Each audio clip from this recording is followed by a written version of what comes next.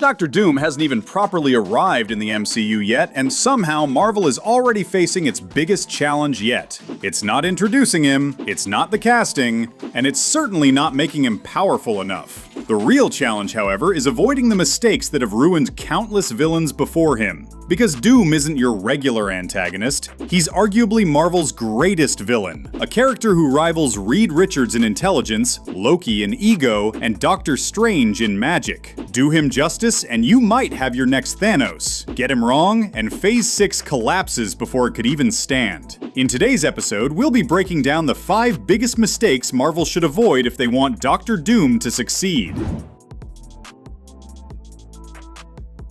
Let's start with the more obvious one. With the Russos, Robert Downey Jr. and Chris Evans back, Marvel might go the Thanos route with Doom. And they try to do something like this, then it's game over for Dr. Doom. One of the biggest reasons Thanos worked was because he felt unique. He wasn't chasing power for the sake of it, but he genuinely believed that he was saving the universe. Everything about him revolved around inevitability, sacrifice, and balance. But Doom? He's a different beast altogether. Victor Von Doom doesn't think he's saving the universe through sacrifice. He thinks he's superior to everyone else. That's a crucial distinction. Thanos had some sort of empathy for the universe and its beings. Doom looks at humanity and sees people who desperately need leadership. In his mind, the world would function better if everyone simply listened to him. And you know what's the most terrifying part? Sometimes he's right. That's what makes Doom interesting. He's not a nihilist, a destroyer, or a chaos incarnate. He's someone who likes to dictate his terms. And speaking of what makes Doom special, there's something even more important Marvel cannot afford to ignore. We're all aware of Marvel's formula. They introduce a potentially great villain, give him one movie, and then kill him off. Ultron, Gore, Ronin, Kang, and the list goes on.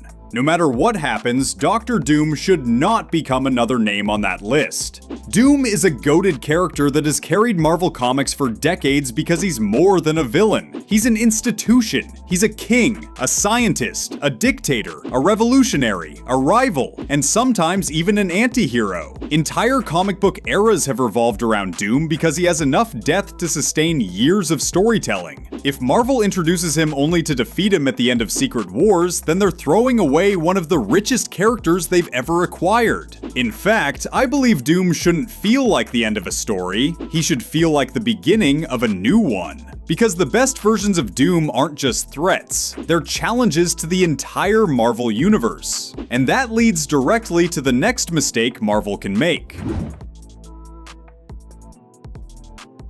Here's something many casual fans don't realize. Dr. Doom doesn't see himself as a villain or even an anti-hero. In fact, one of the reasons comic book readers love him is because his logic and ideology often makes uncomfortable amounts of sense. Doom genuinely believes that if he ruled the world, suffering would decrease, wars would stop, crimes would decline, and humanity would thrive. But the problem is, he wants to accomplish all of that through absolute control and dictatorship. That's where the conflict arises. The best Doom stories don't ask whether he's evil or not, they're asking whether freedom is worth preserving if a better alternative exists. That's a fascinating debate. But if Marvel reduces him to a cackling tyrant who wants power because he's evil, then the entire character falls apart. Not because Doom isn't evil, but because his arguments are compelling enough to make you question your own position. And that's exactly why Marvel needs to avoid another major trap with Doom's story.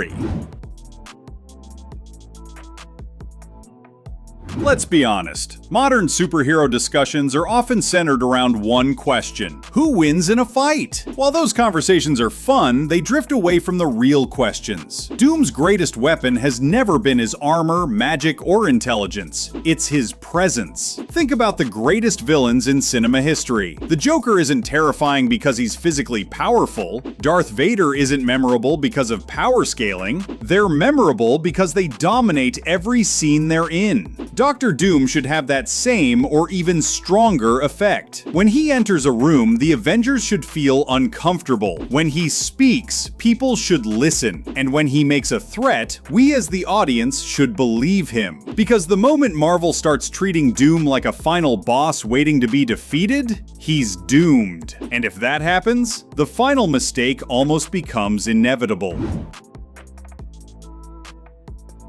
Let me get this out before anything else. You cannot make a Doctor Doom without Reed Richards as the main protagonist. Reed has always been and will be Doom's greatest rival. At its core, Doom's story isn't about power. It's a story about pride. For decades, Doom has been haunted by a single belief that there's someone better than him. Someone who's smarter, more respected, and more admired than him. And Doom cannot accept that reality. That someone is Reed Richards, also known as Mr. Fantastic. This rivalry is what transforms Doom from a generic dictator into a tragic character. Because beneath all that power, intelligence, wealth, and control, he's a man who needs validation. A man who cannot tolerate being second place. And if Marvel doesn't portray Reed as a major threat to Doom's mission, then we lose the entire plot of Doctor Doom's existence. That's all for today. Which of these mistakes do you think is strictly unavoidable? Let me know your thoughts in the comments below. While you're there, make sure to hit the like button and subscribe to the Multiverse Index for more Marvel and DC deep dives, theories, comparisons, and much more.